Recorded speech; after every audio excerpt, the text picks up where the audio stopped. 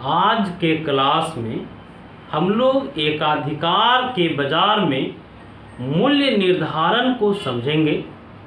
हम लोग आज एकाधिकारी के अल्पकालीन संतुलन और दीर्घकालीन संतुलन को भी समझने का प्रयास करेंगे। इस प्रश्न पर चर्चा प्रारंभ करने के पहले हम पिछले क्लास से कुछ ऑब्जेक्टिव प्रश्न आप लोगों से पूछेंगे और ये सारे प्रश्न आपके बोर्ड में लिखे हुए हैं। इन प्रश्नों को आप ध्यान से पढ़िए और इन प्रश्नों का सही जवाब आप कमेंट्स करके हमें बताइए। चलिए आज हम लोग अपने क्लास को आगे बढ़ाते हैं, हम लोग अपने चर्चा को आगे बढ़ाते हैं। एकाधिकार के बाजार में मूल्य निर्धारण के संदर्भ में हम लोग इतना जानते हैं कि एकाधिकारी अकेला विक्रेता होने के कारण कीमत स्वीकारक नहीं होता है बल्कि कीमत निर्धारक होता है। एकाधिकारी के बारे में इतनी बात सारे लोग जानते हैं कि एकाधिकारी कीमत स्वीकारक नहीं बल्कि कीमत निर्धारक होता है। हम लोग एकाधिकारी के बारे में ये भी जानते हैं कि एकाधिकारी का पूर्ति पर नियंत्रण रहता है, एकाधिकारी का कीमत पर भी नियंत्रण रहता है। एकाधिकारी वस्तु के पूर्ति और वस्तु के कीमत पर नियंत्रण रखता है। लेकिन हम लोग ये बात भली भांति जानते हैं कि कोई भी एकाधिकारी विक्रेता एक साथ कीमत और पूर्ति पर नियंत्रण नहीं कर सकता है। अगर वह कीमत पर नियंत्रण करेगा तो वह पूर्ति पर नियंत्रण नहीं करने सकेगा। यदि वह पूर्ति पर नियंत्रण करेगा तो कीमतों पर नियंत्रण नहीं करने सकेगा।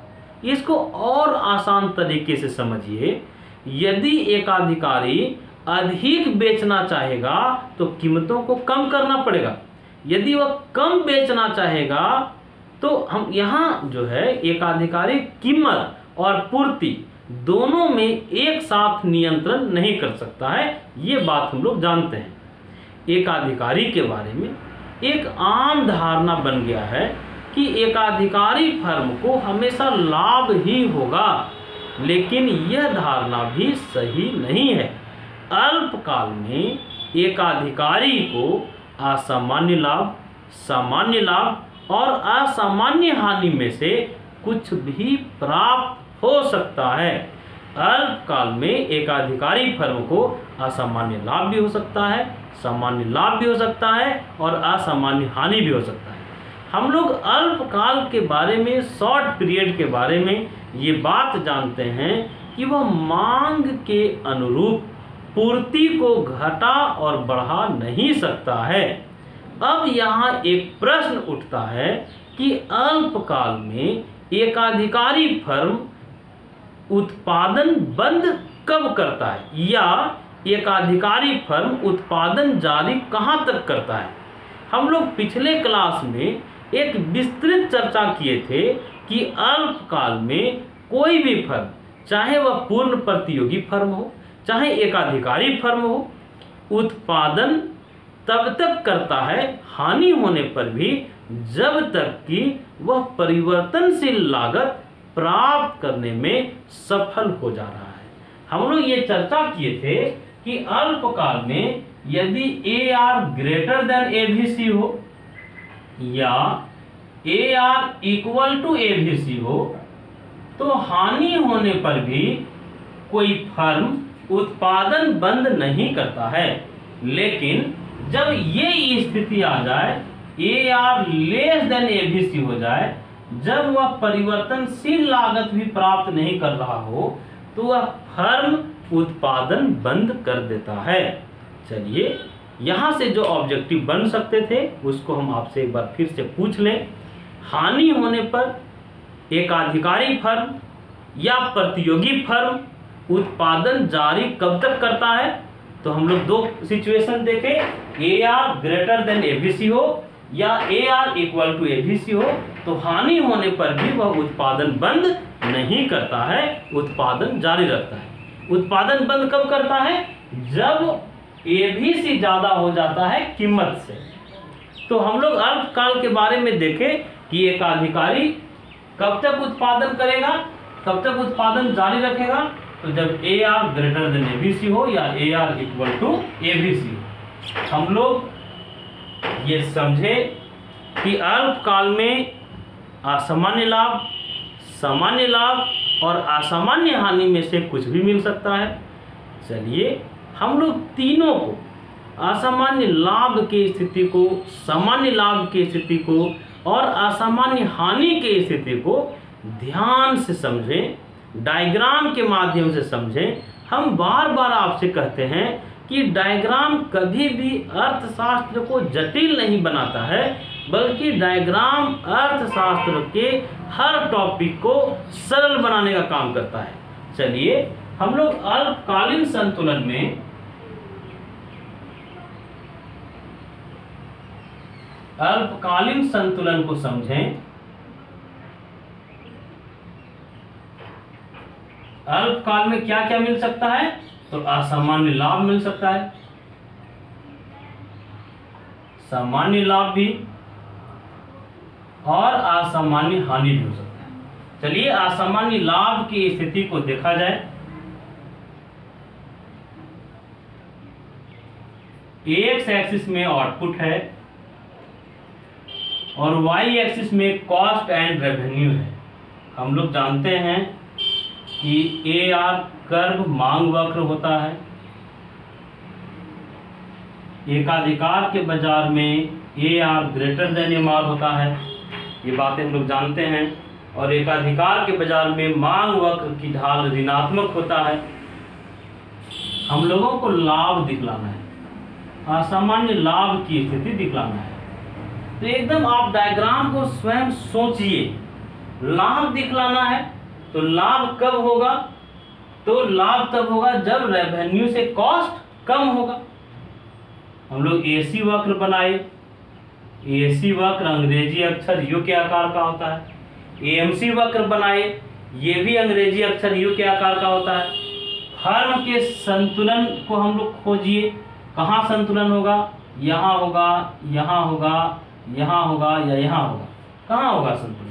तो संतुलन को हम लोग जानते हैं पहली sir AMR equal to MC और MC MR वक्र को नीचे से काटे। कई बार हम लोग चर्चा किए हैं, तो हम लोग देख रहे हैं कि यहाँ AMR इक्वल टू MC है, इस बिंदु पर E बिंदु पर AMR इक्वल टू MC है और AMC MR वक्र को नीचे से भी काट रहा है। अब देखिए संतुलन बिंदु से ठीक ऊपर जाइए और आप कॉस्ट देखिए। तो संतुलन से ठीक ऊपर गए, ये एवरेज कॉस्ट हम लोग प्राप्त की। अब संतुलन बिंदु से ठीक ऊपर जाके रेवेन्यू हम लोग देखते हैं, ये रेवेन्यू मिला, एवरेज रेवेन्यू, ये एवरेज कॉस्ट मिला। इसका कुछ नाम दे दीजिए, इसका नाम A दे दिए, इसका नाम B दे दिए और ये Q। एक्स एक्सिस में आउटपुट है, Y एक्सिस में कॉस्ट एंड रेवेन्यू है। अब डायग्राम को ध्यान से देखिएगा। डायग्राम से पता चल रहा है कि यहाँ AR कितना है, तो AR है BQ, या AR की जगह में हम लोग OR लिख सकते हैं। तो AR की जगह में BQ लिखे या OR भी लिख सकते हैं। AC बोलिए, तो एवरेज कॉस्ट हम लोग देख रहे हैं AQ, तो AC के जगह में AQ लिख लिया गया। हम लोग डायग्राम से देख रहे हैं कि AR ग्रेटर देन AC है, मतलब BQ अधिक है AQ से, अधिक कीमत है और लागत कम है। इस स्थिति में लाभ होगा, तो एवरेज प्रॉफिट निकालेंगे। एवरेज प्रॉफिट निकाला जाए। एवरेज प्रॉफिट निकालने का फार्मूला है AR माइनस AC। तो AR के जगह में हम लोग BQ लिख लिए और AC के जगह में AQ लिख लिए। तो BQ में AQ घटा दिया जाए तो BA या AB निकलेगा, ये भी बचेगा। तो हम लोग लिख लिए BA, एवरेज प्रॉफिट निकाल लिए। अब टोटल प्रॉफिट निकाला जाए। टोटल प्रॉफिट कैसे निकलेगा, तो टोटल प्रॉफिट निकालने का फार्मूला है T R minus T C. T R निकालने का तरीका क्या है? टी आर निकालने का फार्मूला है ए आर इंटू आउटपुट या क्यू। तो हम लोग ए आर के जगह में क्या लिख सकते हैं? B Q. आउटपुट कितना था? O Q. तो ओ क्यू और बी क्यू को गुना करेंगे तो हम लोग जानते हैं आयत का क्षेत्रफल बराबर लंबाई गुने चौड़ाई होता है। तो जब बी क्यू और ओ क्यू को गुना करेंगे तो क्या मिलेगा? O Q B R. O Q B R. तो टी आर क्या निकल गया? O Q B R. अब देखिए टीसी निकालना है। टीसी निकालने का फार्मूला है एसी इंटू क्यू या एसी इंटू आउटपुट। तो टीसी इक्वल टू क्या होगा? एसी के जगह में हम लोग लिख सकते हैं ए क्यू इंटू ओ क्यू। अब देखिए डायग्राम में ए क्यू और ओ क्यू को गुना किया जाए तो क्या मिलेगा? Area of O Q B C. Area of O Q A सी।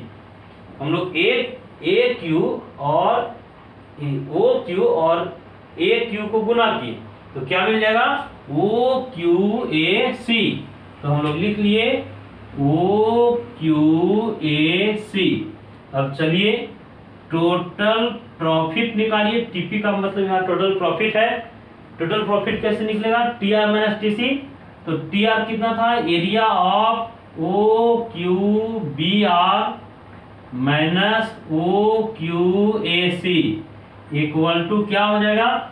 जब हम लोग ओ क्यू बी आर में ओ क्यू ए सी घटा देंगे तो निकल जाएगा सी ए बी आर। तो निकल गया सी ए बी आर। मतलब ये पूरा जो क्षेत्रफल है, पूरा जो एरिया है, ये प्रॉफिट था। सामान्य लाभ हम लोग निकाल लिए, ये प्रॉफिट है। तो इस तरह से हम लोग अल्पकाल में असामान्य लाभ निकाल लिए। आप लोग हमारे साथ डायग्राम को भी उतारते चलिए। अब चलिए हम लोग सामान्य लाभ को समझें। सामान्य लाभ को डायग्राम के माध्यम से हम लोग समझे। हम लोग ये चर्चा किए कि अल्पकाल में फर्म को असामान्य लाभ मिल सकता है, सामान्य लाभ भी मिल सकता है और असामान्य हानि भी मिल सकता है। तो असामान्य लाभ हम लोग निकाल लिए। अब चलिए सामान्य लाभ को डायग्राम के माध्यम से समझें।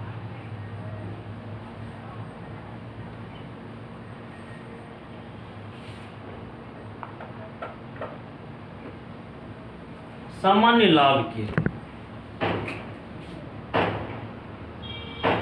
डायग्राम देखिएगा।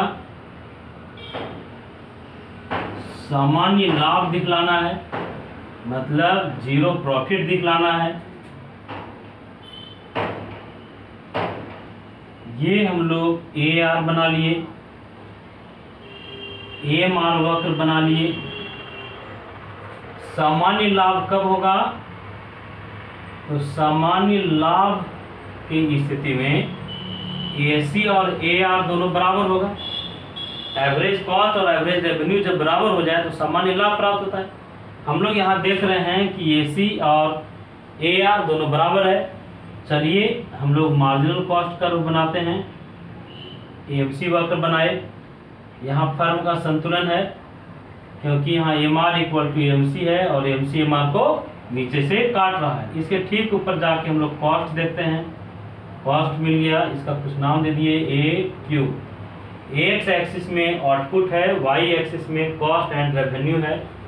डायग्राम में आप ध्यान से देखिए। डायग्राम में एसी कितना है? तो एसी है ए क्यू और ए आर कितना है? तो ए आर भी है ए क्यू। मतलब हम लोग देख रहे हैं एसी इक्वल टू क्या है? A R. एवरेज प्रॉफिट निकालिए। Average profit equal to A R minus A C. तो हम लोग AQ माइनस AQ करेंगे इक्वल टू 0। तो जब एवरेज प्रॉफिट 0 निकल गया तो हम लोग टोटल प्रॉफिट भी निकालेंगे तो ये भी 0 निकल जाएगा। तो हम लोग अभी तक एकाधिकार के बाजार में अल्पकाल में असामान्य लाभ को समझ चुके, सामान्य लाभ को भी समझ लिए हैं। अब चलिए हम लोग असामान्य हानि को समझते हैं। असामान्य हानि की स्थिति को भी डायग्राम के माध्यम से समझने का प्रयास करते हैं। आप लोग हमारे साथ जब भी पढ़ने के लिए बैठते हैं तो कलम और कॉपी लेके बैठिए और डायग्राम को और पूरा कैलकुलेशन को आप उतारते चलिए। बार बार हम आप लोगों से एक बात बोलते हैं कि इकोनॉमिक्स में या किसी भी सब्जेक्ट में ट्रिक या शॉर्टकट के चक्कर में नहीं हम लोगों को पढ़ना है। हम लोगों को पूरा उस तथ्य को समझने का प्रयास करना है। चलिए हम लोग देखे थे कि अल्पकाल में असामान्य लाभ मिल सकता है, सामान्य लाभ मिल सकता है और असामान्य हानि मिल सकता है। हम लोग तीसरी स्थिति असामान्य हानि के स्थिति को डायग्राम के माध्यम से समझ लें।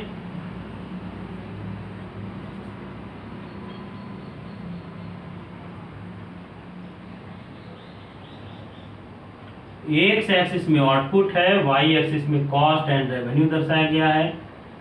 ये AR है, ये AMR बना लिया। अब बताइए हानि कब होगा? तो स्वाभाविक बात है जब कॉस्ट अधिक हो जाएगा रेवेन्यू से। तो डायग्राम में जो हम लोग कॉस्ट बनाएंगे, एवरेज कॉस्ट बनाएंगे, ये एवरेज रेवेन्यू से ऊपर बना लेंगे। यहाँ मार्जिनल कॉस्ट बनाते हैं MC। संतुलन हम लोग खोजते हैं। संतुलन की दो शर्तें, AMR इक्वल टू MC और MC MR को नीचे से काटता है। तो यहाँ देखिए डायग्राम में दिख रहा है, यहाँ AMR इक्वल टू MC है और AMC AMR वक्र को नीचे से भी काट रहा है। संतुलन से ठीक ऊपर चलिए, संतुलन यहाँ हो रहा है, संतुलन से ठीक ऊपर हम लोग जाके रेवेन्यू खोज लिए हैं। अब इसके ठीक ऊपर चलिए, ये कॉस्ट हम लोग खोज लिए, इसका नाम दे दिए, इसका नाम दे दिए S, इसका नाम दे दिए T और Q। एक्स एक्सिस में क्या दर्शाया गया है? तो कॉस्ट एक्स एक्सिस में आउटपुट दर्शाए हैं और वाई एक्सिस में कॉस्ट एंड रेवेन्यू दर्शाए हैं। चलिए अब हम लोग डायग्राम का एनालिसिस करें, डायग्राम को समझें। डायग्राम में AC कितना है? तो डायग्राम में AC है TQ या AC है OC। तो हम लोग AC के जगह में TQ लिख लिए। AR बताइए, तो AR है, AR के जगह में ASQ है, तो AR है ASQ। हम लोग डायग्राम से ये समझ रहे हैं कि TQ ग्रेटर देन ASQ, मतलब AC अधिक है AR से, ज्यादा में बना रहा है, AC अधिक है AR से, ज्यादा में बना रहा है और कम में बेच रहा है। तो कोई भी साधारण समझ का व्यक्ति भी जानेगा कि जब कॉस्ट अधिक रहेगा रेवेन्यू से तो क्या होगा? हानि होगा। अब देखिए हम लोग एवरेज लॉस निकालते हैं। एवरेज लॉस निकालने का फार्मूला है AC माइनस AR। AC कितना था? तो AC था TQ और AR था SQ इक्वल टू क्या होगा? हम लोग TQ में ASQ घटा देंगे तो TS या AST निकल जाएगा।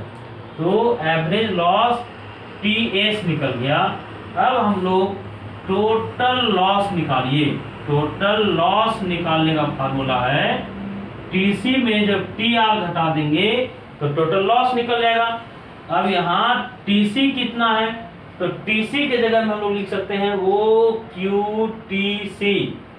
TC के जगह में है OQTC। कैसे निकाले? तो TC निकालने का तरीका था TQ इंटू OQ। तो आयत का क्षेत्रफल बराबर एरिया, आयत का क्षेत्रफल बराबर लंबाई गुने चौड़ाई, तो निकल गया एरिया ऑफ OQTC। और TR कितना है? तो TR निकालने का तरीका था एस क्यू में ओ क्यू गुना कर देंगे तो निकल जाएगा ओ क्यू एस आर। कितना? O Q S R. अब घटा के देखिए ओ क्यू टी सी में ओ क्यू एस आर को जब घटाएंगे तो निकल जाएगा आर एस टी सी। ये पूरा जो क्षेत्रफल है ये लॉस है, एवरेज, ये असामान्य हानि है।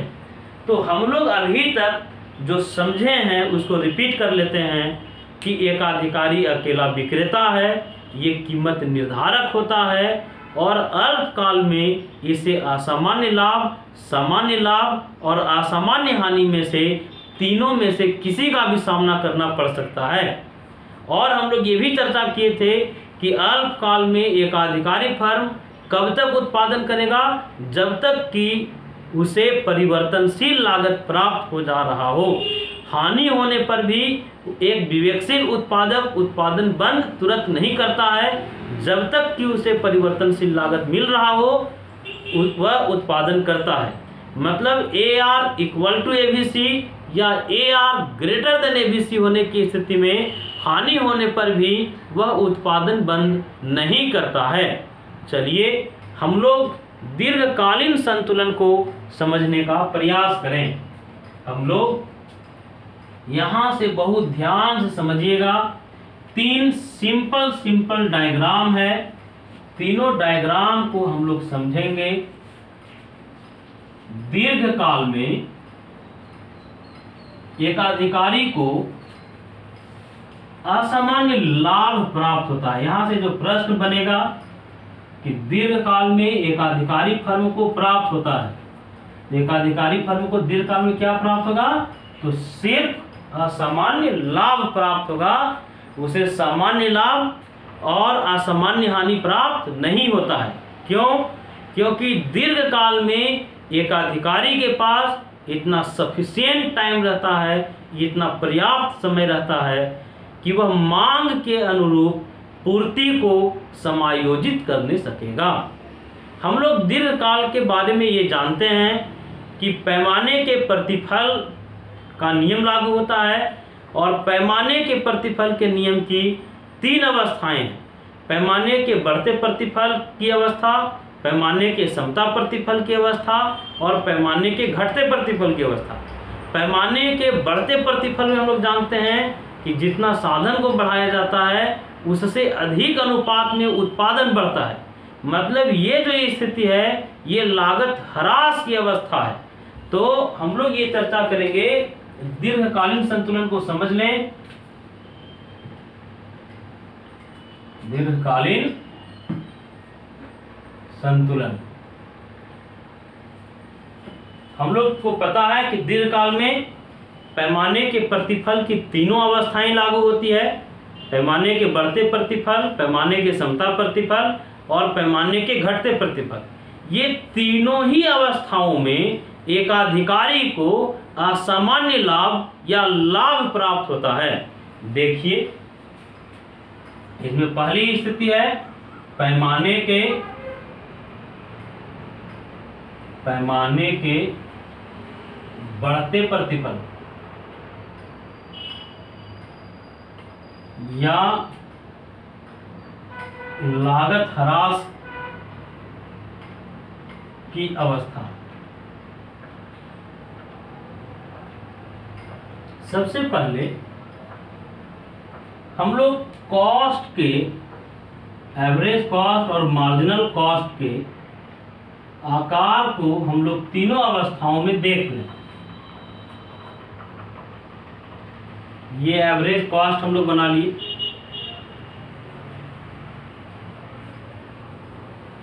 मार्जिनल कॉस्ट भी हम लोग बना लिए। तो ये पैमाने के बढ़ते प्रतिफल में एवरेज कॉस्ट घटता है, मार्जिनल कॉस्ट भी घटता है, लेकिन एसी के तुलना में एमसी अधिक घटता है। लेकिन पैमाने के समता प्रतिफल की स्थिति में यहाँ देखिए एसी और एमसी दोनों बराबर हो जाता है और दोनों यहाँ हम लोग देख रहे हैं स्थिर है। लेकिन तीसरी जो अवस्था है पैमाने के घटते प्रतिफल की अवस्था, उसमें एसी और एमसी दोनों बढ़ता है, लेकिन एसी के तुलना में एमसी अधिक बढ़ता है। चलिए हम लोग पैमाने के बढ़ते प्रतिफल या लागत ह्रास की स्थिति में काम करने वाले फर्म, एकाधिकारी फर्म को समझें कि उसको किस तरह से असामान्य लाभ मिलेगा, इसे साबित करने का हम लोग प्रयास करें। डायग्राम को आप देखिएगा ध्यान से, डायग्राम के हर स्टेप को आप लोग समझने का प्रयास कीजिए। अगर डायग्राम के हर स्टेप को आप समझ लेंगे तो आपको पूरी बात समझ में आ जाएगी। ये हम लोग AR वक्र बनाए, AMR वक्र बना लिए, मार्जिनल रेवेन्यू बना लिए। हम लोगों को पता है कि शुरू में क्या हो रहा था, शुरू में आप देखिए AC भी घट रहा है, MC भी घट रहा है। ये AC बनाए, AC वक्र। एक मिनट, डायग्राम को फिर से बनाते हैं। डायग्राम के हर स्टेप को बहुत ध्यान से देखिएगा।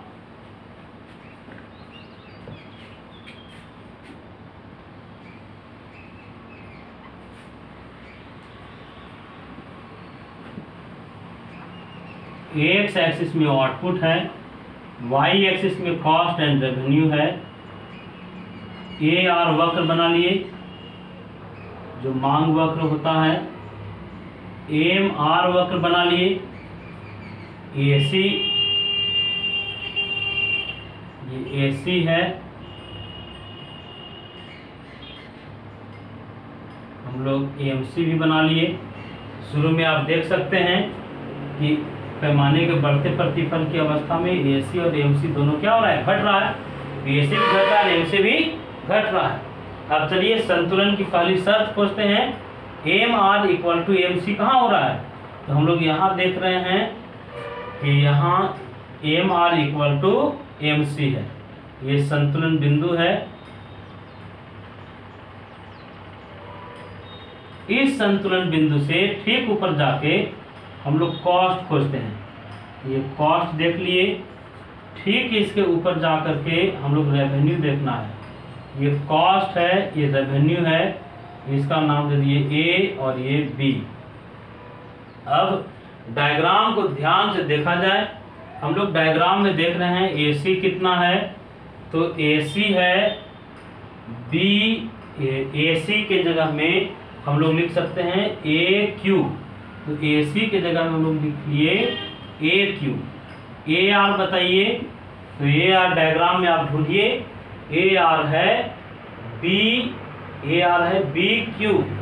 तो डायग्राम से ये पता चल रहा है कि BQ ग्रेटर देन AQ, मतलब AR ग्रेटर देन AC। तो एवरेज प्रॉफिट जब निकालेंगे, AP का मतलब यहाँ एवरेज प्रॉफिट से है।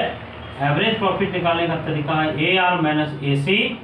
जब हम लोग BQ में घटा देंगे AQ तो निकल जाएगा BA। तो इस तरह से एवरेज प्रॉफिट निकाल लिए। अब देखिएगा यहाँ टोटल प्रॉफिट अगर निकालना है तो टोटल प्रॉफिट निकालने के लिए TR में TC घटा दीजिए। तो TR कितना है, तो TR है OQBR।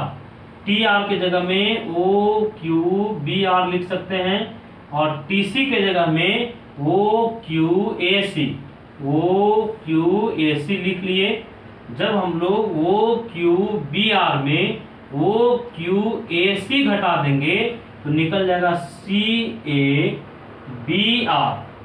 तो आप डायग्राम से देख सकते हैं कि यदि दीर्घकाल में एकाधिकारी फर्म पैमाने के बढ़ते प्रतिफल की अवस्था या लागत ह्रास की स्थिति में अगर काम कर रहा होगा तो उसे असामान्य लाभ प्राप्त होगा। अब चलिए हम लोग पैमाने के समता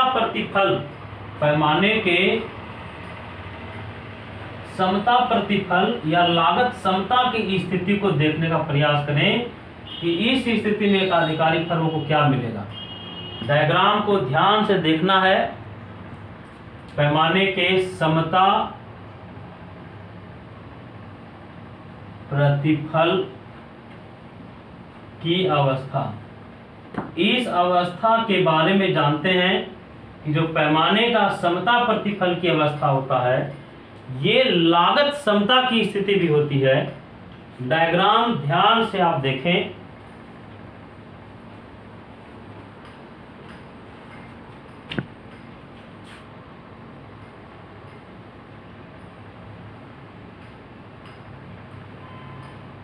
एक्स एक्सिस में आउटपुट है, वाई एक्सिस में कॉस्ट एंड रेवेन्यू है। ये हम लोग बनाए, AR वक्र बना लिए, AR AMR हम लोग देखे थे।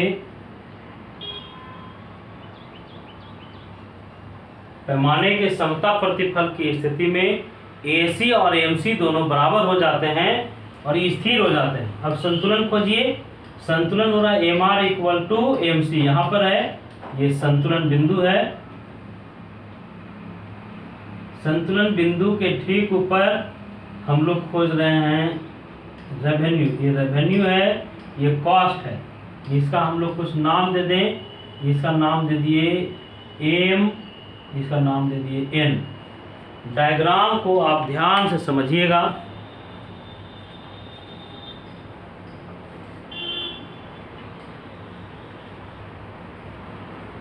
आप इस बीच में डायग्राम को उतारिए।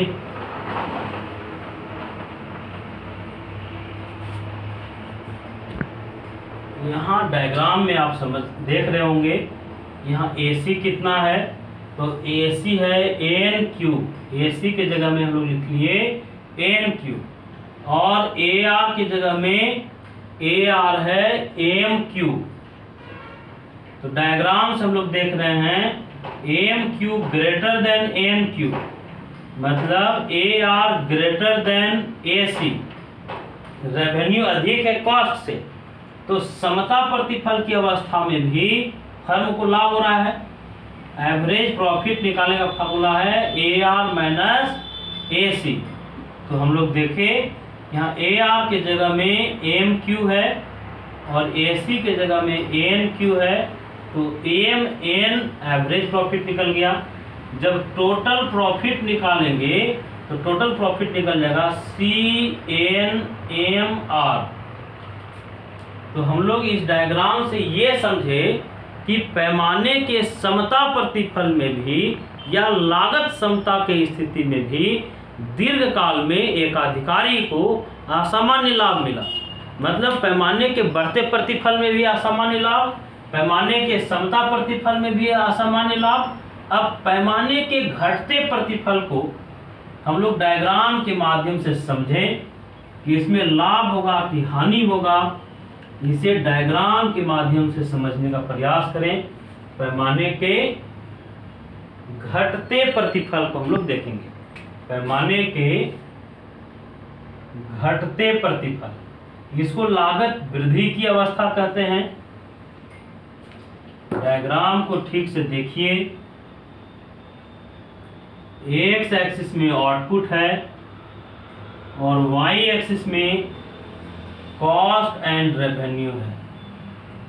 ये AR वक्र बनाए, एकाधिकारी के लिए मांग वक्र है। AMR वक्र बनाए, हम लोग अभी देखे थे।